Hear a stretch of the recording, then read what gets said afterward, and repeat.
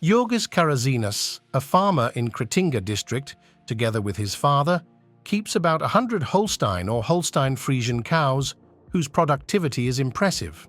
On average, 11.9 tons of milk are produced per cow per year. We are members of the Lithuanian Cattle Breeders Association and are constantly interested in innovations, participating in educational seminars on breeding, reproduction, feeding, and animal husbandry issues. Feed quality and genetics are key elements of added value. However, everything is connected and important: animal living conditions, health, genetics, diet. All this directly affects the quality and quantity of milk.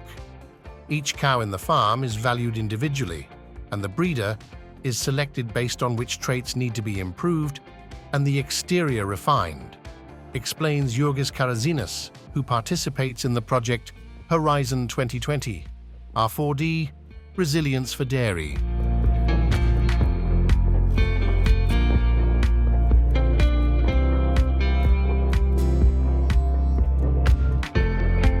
Kalbant apie ES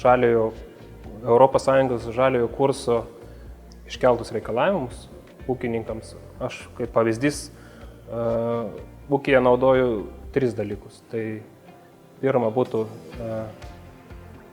naudojama rujos stebėjimo sistema galvijų, tai kalbama apie pieno ūkį, kai stebima gyvulio sveikatingumas, atrajojamas ruja ir sėklinimo laikas. Tai man sutaupo didelius resursus, nereikia aš užbėgu įvykiams už akių, gydydamas gyvulį, nereikia pakeisti gyvulių naujo. Antras būtų naudojamas tai biologiniai produktai fermoje.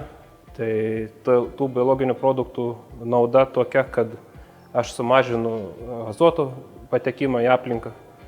Tai man sutaupo pinigus tręšimo sąskaita, azotas lieka dirvoje, tai tas atsiliepia labai gerai finansiškai.